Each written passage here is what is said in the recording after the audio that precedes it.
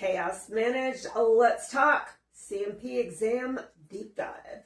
Diving in. Yeah, we've been talking about some of this information in kind of more like an overview of items when you go in through doing a claim. Like the high points, the basics, just to get your feet wet. To touch on the things that you're going to have to deal with and look for and whatnot. It's a starting point. It is. So today what we're going to do is we're going to talk about what not to say and how to prepare. But first, the disclaimer. Yeah, not attorneys. No, not medical people either. No, we're not professionals in this whole thing. Don't work for the VA. We're not affiliated with the VA. Paid examiners or anything like that. We're just veterans housewives. We have muddling husbands through the system on our own. We're filing claims for and working with and getting it all done. So we just thought we'd share the information as we come across it. Maybe sharing the ride with you. Maybe save you a headache or two, or hammer through the wall, or whatever makes you get rid of that tension. Exactly. So let's dive in a little bit, and we can talk about how you can file a strong VA claim. Right. Yeah, you can have... That's a really important thing, though, when you think about it. When your initial filing, if you set it up properly with the right wording, with the right backing to support your claim, your percentage of you're going to get your claim approved skyrockets. Yeah, it does. It goes up there. And to get somebody to help you with it, we always recommend VSO. There are organizations out there. Paid representatives. They are paid representatives. I'm not 100% sure on how all of them work. Some of them will do a percentage of whatever your claim is. Some of them have a set fee. I've heard people that pay a lot specific of them that do dollar amount. Fees, yeah. But VSOs will actually do it for free. Yeah. And, that's what they have.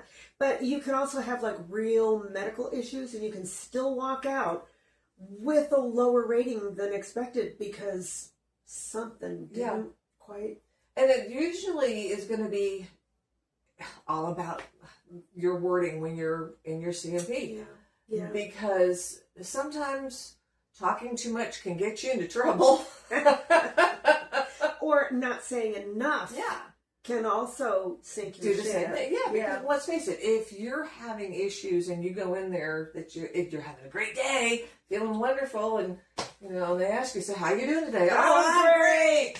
Feel wonderful. Instead of exactly, because what does it say to them? They're looking at you and you're saying that you feel great or you feel good, it's a good day. That is telling them that you have good days or even great days. Yeah, so that's what we're going to do today is we're going to talk about what most veterans, they're never told. Yeah. What to say, what not to say, and how to prepare. Exactly. Yeah, so we're going to dive into that here.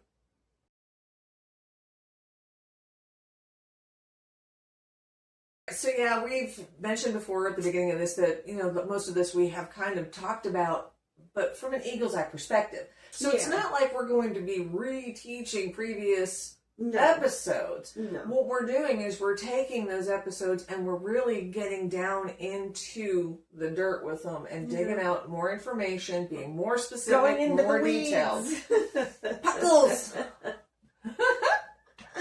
Yeah, so this is more about preparation and communication than the top of the... just the fluff, just the touching on it. This is going to be part of the process and a couple things to anticipate. And and we do encourage people to go back and look at the previous ones because those set you up so that when you do get to these deeper dives, you've got a little bit of understanding on where that's coming from. Yeah.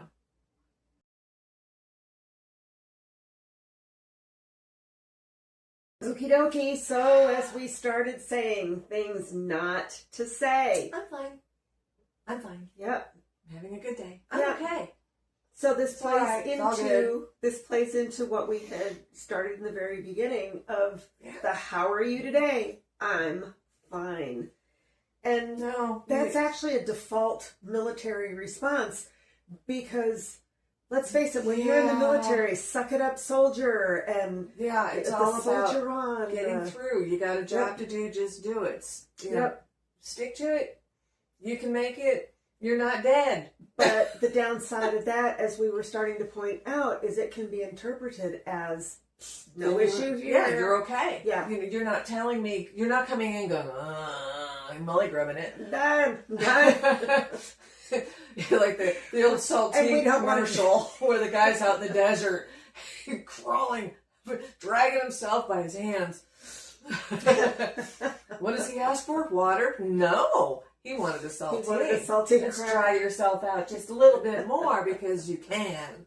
Yeah. So what we need to do is we need to replace your response of I'm fine with something along the lines of here is what I deal with on a regular basis. Yeah. So I mean that well, see, that's just it. You're not going to just come out and say, "Oh, I'm fine."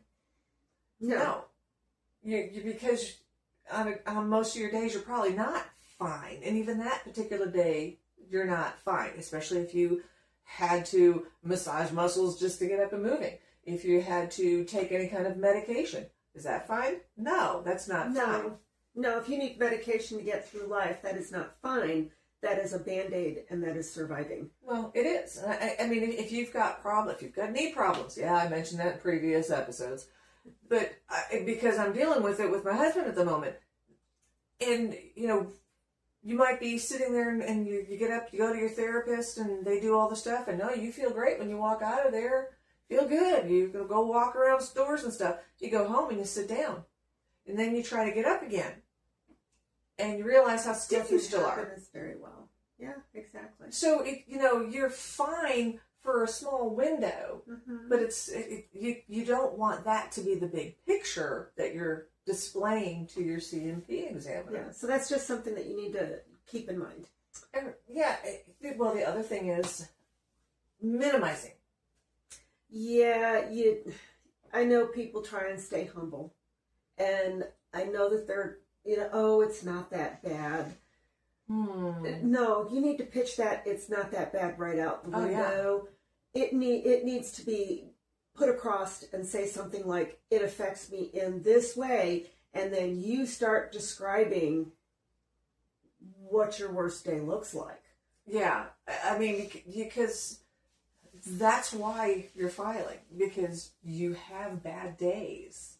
And you probably have good days in there too. I think everybody, for the most part. Well, everybody does. I think it's based on your relative situation, what you consider good versus bad. Well, yeah. But let's face it, when you've got a lot of issues going on, you can understand the mentality of what is wrong with me. I'm having nothing but bad days. Yeah. And you can't just explain to them that, well, only on my bad days, blah, blah, blah. You have to explain to them frequency. Yeah. How often does this happen? How bad is it? I mean, if you're walking around with a situation that you get up in the morning, well, some days I get up, I'm okay. More days than that, I'm not. You need to not make it seem like it's so small and so insignificant that they're going to say, well, there's nothing really to claim here. Yeah, so instead of saying, well, when I get up most days, I'm fine, it wants to be, how about, if I look at an entire week, maybe 5 days out of the week, I'll get up and I can't quite get out of the chair without assistance. Yeah. Talk about severity. Yeah, you want to, exactly. I have a constant pain. Yeah, constant pain. Or, it's frequent pain. And not only with the severity of it, but how is it impacting your day?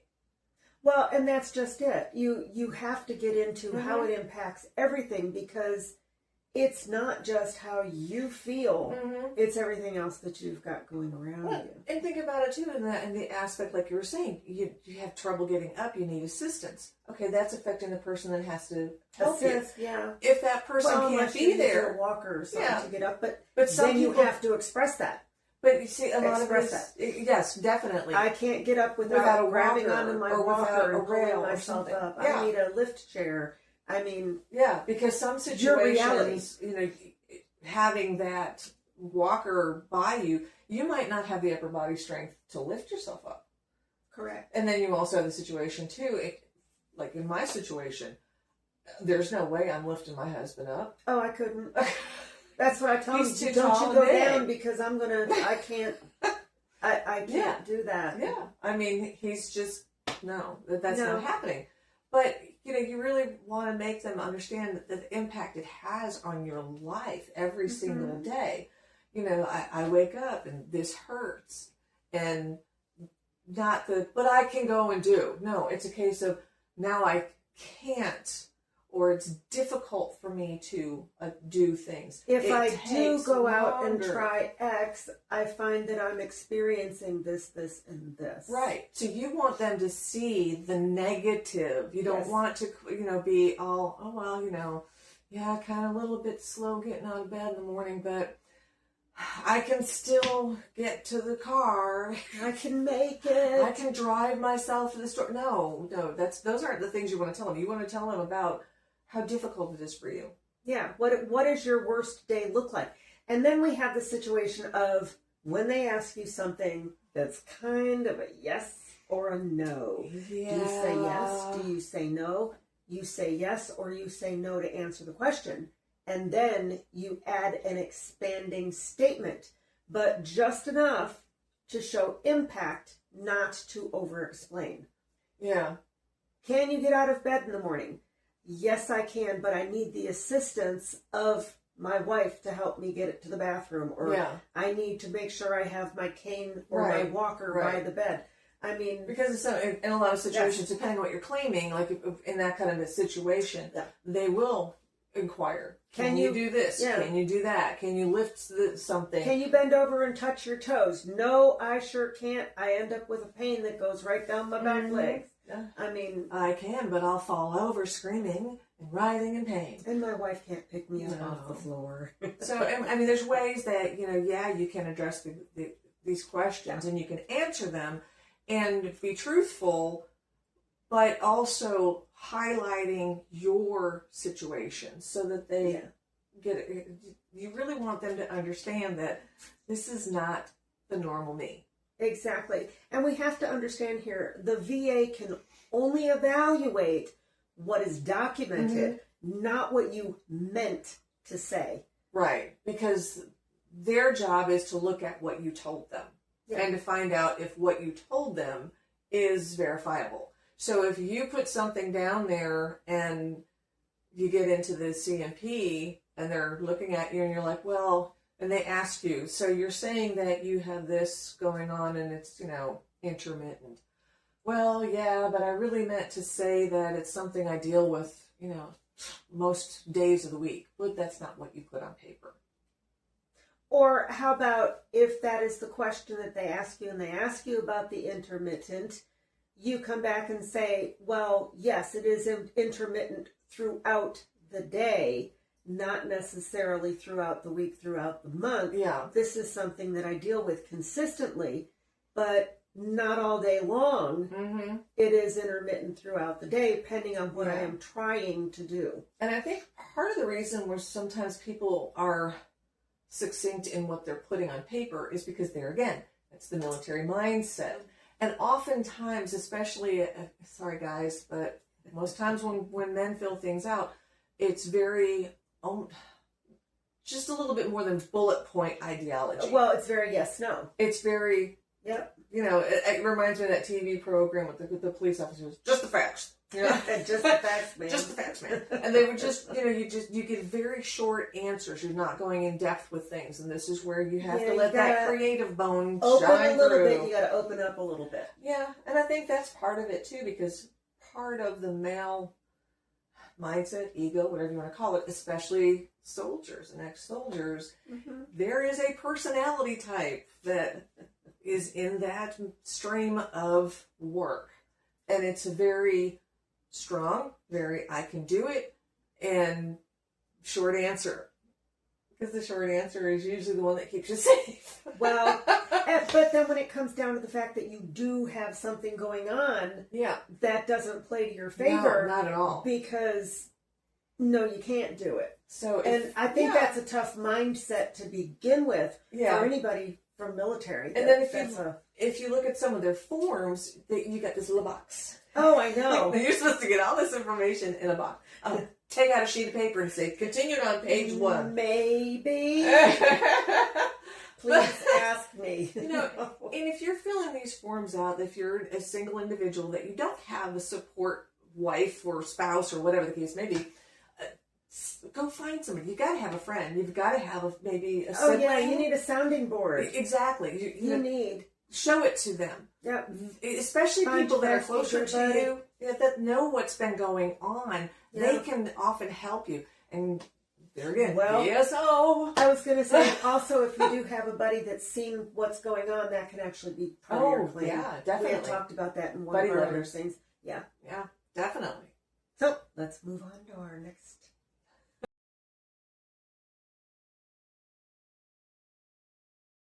Oh, how to prepare before you go. Okay. Well, set your alarm clock. Brush your teeth. Know what time you're going to comb your hair. Make sure you've showered. Have a good breakfast. No, I think I would start out by reviewing your claim. Yeah, because let's face it, sometimes when you do these things, it is not a quick process for the majority of us. No. So you might have sent something in, and for God's sake, keep copies. Oh yeah, we talked about that again. Yeah, we did. Everything you do, every piece of paper you send in, make copies. Keep a folder. If you're on the phone, you're talking to somebody, date, time, who you spoke with, what you were talking about, what they told you. I mean, write it down. Yeah. And if they're talking and you can't keep up, say, "Oh, excuse me, hold on a second. What did you just say so I can note this for myself?" Please repeat that. They will. So start out knowing what your conditions are that you filed for. Yeah, go back over it, because this way you're going to know what they're going to be talking about. But I think you also need to realize that you might end up going to a few different C&P exams based on what it is that you're filing for. So it's important to review what you have, just so you don't mess yourself up and do stuff on claims. I mean, it can happen. It can happen. But if you have everything all in one claim, if they're going to have to do a C&P, for instance, if you've got hearing going on and then you've got something going on with joints, well, the same person probably isn't going to be asking you the questions, because they're different. To an audiologist or something. Yeah, different specialties. Yeah. So you'll have different individuals that you'll be addressing if you have multiple claims in particular. Yeah. And then you need to start thinking in the terms of functional impact. So what is this functional impact? We're talking about work, your daily life, your relationships, and sleep. I mean, when you sit there and you look at those are the functional things that you have to accomplish every day in life. Right. You have to be able to get up and participate either in work or in life itself. Yeah, definitely. So, and that's just it. You really have to sit there and contemplate how everything does impact. How does this affect me? Right. How does this affect me, and how does this affect those around? Especially if you have family that live with you. Well, exactly. And when we're talking relationships, that's not necessarily a spouse. No. That could be your family, your mom, your dad. Or even just your social existence, because especially how many are single veterans that are dealing with things. How is it affecting your social life? Because that's important. Very. A part of your individual. It's health. It has a lot to do with it, because if you're stuck at home that you really can't get up and get out and go and do the way that you ought to be able to do, it is very impactful. How many times do you have things going on where you have great relationships with friends and stuff? Making plans with X, but whatever it is, I couldn't do it. I couldn't get out and go. So now you're almost becoming this hermit, because you can't go and do anything. And let's face it, people only show up and visit you for so long before they're tired of hearing you talk about your aches and pains. Well, I'm sorry, it's the truth. Well, that is the truth. And have you ever noticed, and I noticed this when you get with people that are older and start having issues, that is what the conversation revolves around. Yeah. And there's nothing wrong with, I guess, throwing your issues at a sounding board to see what somebody comes back. Well, have you tried this? Have you tried that? But to make an entire conversation and make an entire life built around nothing but your problems, you got to stop dwelling on that, because that's not good for you. But when you're in the situation where that's all you have every day, because you cannot be out there. You cannot be out and participate. Maybe out working or out doing activities. Is where the functional impact comes in. Most definitely. This is the heart of it, what you cannot do. Yeah. So, just like we're sitting here throwing up examples, you need to be able to be ready to sit down and give a good descriptive picture of what's going on. How, again, with the frequency and the severity and the duration of it. Yep. So they understand how it's affecting you. What's happening and how it's affecting you. And, don't be afraid to include how you think and feel about things. Well, exactly. And don't be afraid to bring notes. Because you don't have to remember every detail when you're sitting in this exam feeling under pressure. Yeah. And it's like being in high school final. And then you walk out, the final exam. And then you're walking out going, oh, crud, I forgot to say X, Y, Z. Well, it's like, make notes. Always take paper and you're going to a doctor's office. We take notes. Yeah. We take notes when we go, making sure we're hitting every point. And a lot of it is, too, is like, it's a CMP exam, but they're going to be asking you questions, but you might have questions that you want to ask of them about the process that you're going through. You can write those on that little notebook so that when you're there, you can say, hey, I was wondering, and there it is. But then the other thing, too, is, notate how you're feeling, things you don't want to forget to tell them. Yeah, those key things that you just want to make sure that they're very aware of. So don't just know that you have an appointment and decide, okie dokie, I got to be there going. 10 o'clock in the morning, I'm going, and not look at my bagel and my OJ. We're going to wing this one. Do not wing. No, take notes. Did it work for you when you took tests in school? Not studying. What? Not doing homework. Yeah. Missing classes. And then you're going to show up for a test. Yeah, so make your notes. Bring your notes with you and just give them... Yeah, be prepared that way. Give them the right information, everything that they ask for and everything that they need to know. Yep.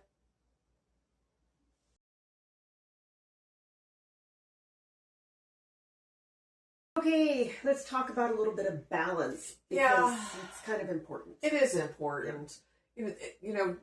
This isn't about exaggerating. No, but it's not about minimizing either. No, because either one of those extremes aren't going to serve you at all. Be honest. Be clear. And be complete.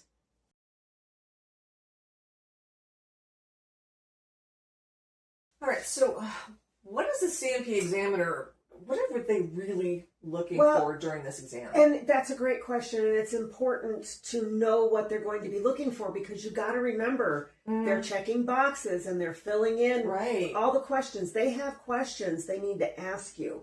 Right. So you need to make sure. Exactly. They've got forms too. Yeah. Well, that's what it all boils down to. Your claim boils down to forms and reports. Right. Because they can't shuttle each person with a claim in front of, the thing going, oh, are we going to get a decision board? I mean, they just can't do that. So what you need to know that they're looking for is your symptoms. Right. So make sure that you're complete. So there again, when we're talking about taking notes, write down all your symptoms, because if you have more than 3, it's a good probability that you're going to leave a few out in this conversation. That's where that notebook comes back in. The consistency of what you're saying to them. Well, they're going to compare that to what was filed, which is why, as we said, know what you filed. You need to know. Yeah. So that way what you're conveying in the CMP coincides with what you put on that piece of paper for the claim in the first place. Yeah. And then what we had just talked about, the functional limitations. Yeah. Again, with the they're looking at that. They're looking to see how limited is this guy. And let's say you're going in for... Don't go skipping in there. Howdy doody. Little tap dance going on. But they're going to be looking at that. As you walk in the door, they're looking at everything. Yeah, from your movement. That point forward. Mm-hmm. You know, can this guy move? They may actually pull out something to see how long, you know, how far can you bend your knee? How long can you stand? Yep, how long can you stand? Can you, you know, what can you lift? Yeah.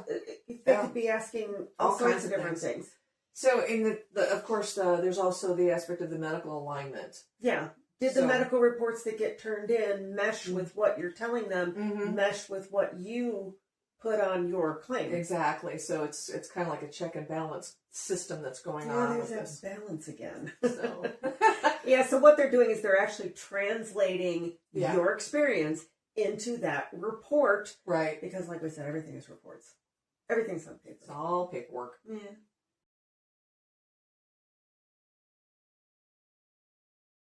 All right. So, what happens? Say I go into the exam. Okay. And it feels off. What do you mean by feels off? Well, like I felt like I was being rushed in and out of there. Well, yeah, and that it can happen, and I don't know that it's necessarily on purpose. I think it's just because the VA is so inundated with everything. I mean, look at a regular, just any doctor's office you go to. What if I feel that they didn't ask me key questions? Well, if they're not asking you key questions, I guess that's where you have to include that commentary when you're telling your examiner what's going on. See, that's what I'm thinking. If you're noticing that key things are not being asked, I would make sure you have to let my notes that everything that I wanted to put out there would be out there. Well, yeah, because let's face it, if you're experiencing a pain somewhere, that's maybe where it starts at, but how it affects other parts of your body as well. And the examiner doesn't say, well, is that pain affecting anything else other than that specific load? That's when it's your job to sit there and say, okay, I've got a pain. Yeah, this is where it radiates from, but I'm experiencing it here, and it's doing this at night. It's everywhere now. You know, you have to let them know. You gotta let them know. You gotta let them know. You've gotta advocate for yourself. And, you know, sometimes you might even get the impression that they're just not listening. Yeah. Unfortunately, some individuals, they come across that way. Their bedside manner really is in... You have no idea what their thought process is. I know. Well, bedpan. Well, that's where their bedside manner apparently resides. But you know what? In situations like that, don't panic. No. When you get out of there, take that little notepad down and document the experience. Yeah. Write it down while it's still fresh in your head, because then if anything does come back, you at least wrote something down on paper. I went for my CNP on such and such, and at least you have that information. Yeah. And if you need to appeal. Yeah, and if you feel as though that you're not being listened to, it might be that, you know, they're in the middle of writing things down, or maybe they're not the type of people that do the eye contact thing. That's possible.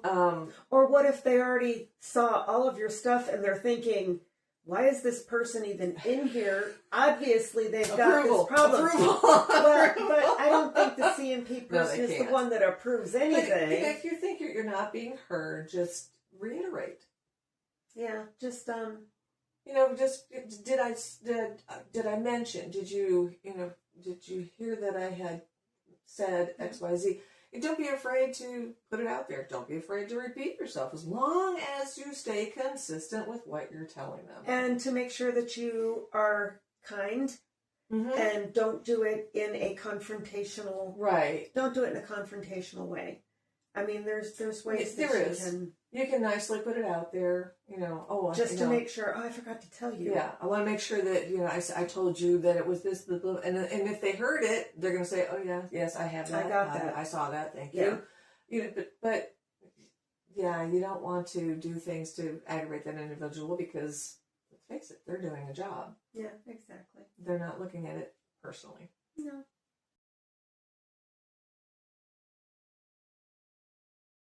Now we get down to the end of it all. The brass tacks. Why does this even matter? Oh. No, I didn't say tax. It's brass tacks. Well, it does sound like a tax, doesn't it? It does. But why does this matter? Okay. Because it's not about putting on a performance. Oh, no. Okay. We're not doing anything phony and fake. No. It's just about making sure that you are being real, being honest. Yep. Your day-to-day life, it is accuracy. being accurately understood by your examiner. Yeah. So tell us in the comments below. Yeah. Do you feel like you're prepared for your C&P exam? And we don't necessarily mean according to what we all, just put out here. In general, do you feel like you're prepared? Yeah. Do you have enough knowledge about what it's going to be about and what you need to take so that you can walk in there with a little bit more confidence? Yeah, because I think that's what it's all about. It is. So drop us a comment. We'd really like to know. We would. We'd like a like. We'd we like a would subscriber. Love that. We want new subscribers. And please share. Definitely. Please share, because this is how we all help each other out. Sharing information. Hey, you'll share a good deal or, a good show on TV with a friend and say, hey, did you? That's right. So share Couch Talk. Because, hey. Why not? We have a lot to offer. Go check out our website, couchtalk.com. Yeah. And you just have to remember that preparation does not change your condition. No. It just, it helps to make sure that everything is being clearly documented. And that's what you want. Exactly what you want. So there you go. Coffee's on. Chaos managed. That's Couch Talk.